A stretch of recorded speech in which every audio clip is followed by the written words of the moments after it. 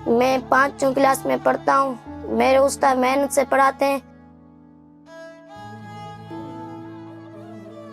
मैं पढ़ लिख कर उस्ताद बनना चाहता हूँ।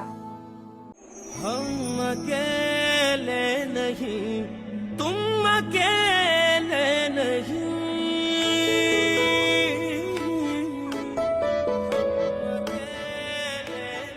हम इस वक्त मौजूद हैं गांव खैली उठा, तहसील कलोई, डिस्ट्रिक्ट थरपागर में।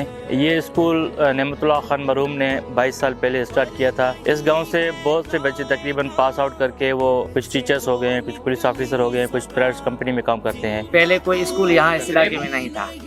उस वक्त ये अलखिदमत का स्कूल यहाँ कायम हुआ। दूर दूर से यहाँ बच्चे तालीम हासिल करने आते हैं।